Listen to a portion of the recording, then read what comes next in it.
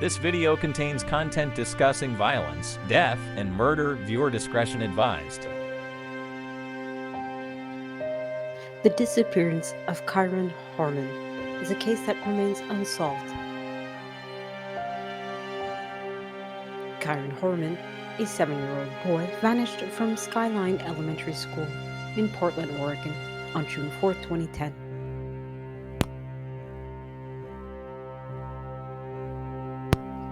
The case drew national attention and extensive efforts were made to locate him. Here is an in-depth analysis of the disappearance. Kyron was last seen by his stepmother, Terry Horman, at the school's science fair. Terry claimed she left Kyron at school and saw him walking down the hallway towards the classroom. However, he was never seen in his class. When Kyron did not return home from school on the bus, his parents were alerted and a search was initiated. Law enforcement and volunteers conducted extensive searches around the school, nearby woods, water bodies, but no traces of Kyron were ever found. Of course, Terry Horman came under major scrutiny due to the inconsistencies in her statements and her behavior.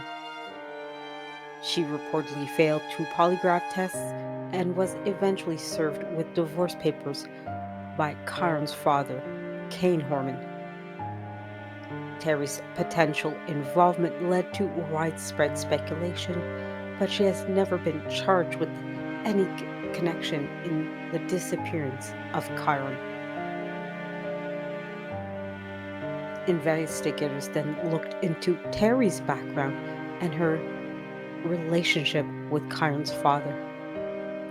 Reports emerged of alleged attempts by Terry to hire a landscaper to unalive Kane Horman before Kyron's disappearance. Terry has maintained her innocence and denied any involvement in Kyron's disappearance. Various tips and leads were investigated, including reports of potential sightings of Kyron in different locations. Some theories suggest that Kyron might have been abducted by a stranger, while others speculated on the involvement of someone close to the family. The case remains open, and law enforcement agents have continued to seek information from the public. Multnomah County Sheriff's Office has periodically released age progression photos of Kyron in an effort to keep the case in the public eye. Despite extensive efforts and investigations, Kyron's disappearance remains a mystery, and no one has been charged in connection with the case. Kyron's disappearance has had a profound impact on the local community and sparked discussions about school security and the importance of vigilance in child safety. As of the day of upload of this video, there has been no significant developments in the case. It is essential to check the latest news sources for any updates or breakthroughs in the investigation.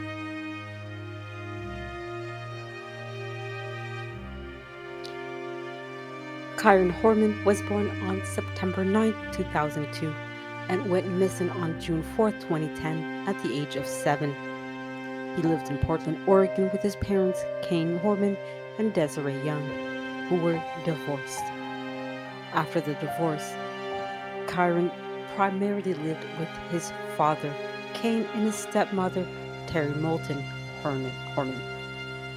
Kyron was a second grader at Skyline Elementary School at the time of his disappearance.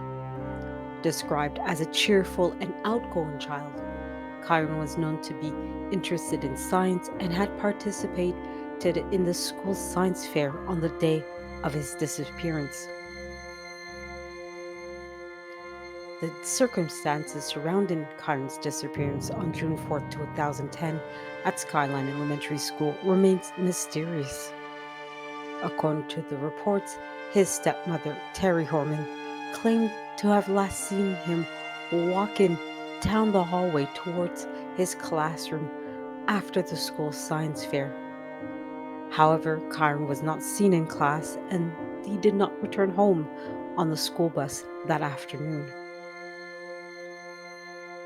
Kyron's disappearance prompted a massive and ongoing search effort involving law enforcement, volunteers, and the community. Despite extensive searches, including efforts to explore nearby woods and bodies of water, Kyron was not found, and the case to this day remains unsolved. The case attracts national attention, and Kyron's parents, Desiree Young and Kane Horman, have been actively involved in the efforts to find their son. The disappearance has had a profound impact on the community, raising awareness about child safety and prompted discussions about the importance of school security. As indicated earlier, as of the day of upload of this video, Kyron Horman's disappearance remains an open and unsolved case, and any developments or updates on the case would need to be checked from more recent sources. To this day, no one has officially been named as a suspect of the disappearance of Kyron Horman. However, there has been significant attention focused on Kyron's stepmother, Terry Moulton Horman, due to various circumstances and the developments in the investigation. It's important to note that Terry Horman has not been charged in connection with Kyron's disappearance, and the case to this day remains unsolved. As indicated, Terry Moulton Horman is Kyron's stepmother at the time of his disappearance. She is the last known person to have seen Kyron alive and well and before his disappearance. She has faced public scrutiny and suspicion due to the inconsistencies in her statements and behavior. Allegations of attempted to hire somebody to unalive her husband, Kane Horman, before Kyron's disappearance have been reported, but no formal charges have been related and implied her to Kyron's case or filed against her. Kane Horman, Kyron's father, has also been suspected to be involved in Kyron's disappearance, as he also had filed for divorce from Terry Horman shortly after his son's disappearance. However, Kane has cooperated with law enforcement agents and has been an advocate in finding his son, Kyron. It's important to exercise caution in avoiding making assumptions or accusations without concrete evidence. The investigation into Kyron Horman's disappearance is ongoing, and any updates or development in this case would need to be obtained from more recent and reliable sources.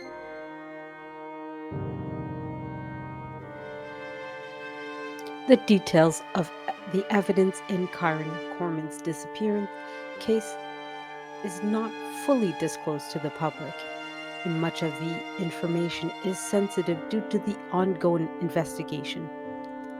However, certain pieces of information and reported details have been made available. Keep in mind that this information is not exhaustive and some details may be subject to interpretation.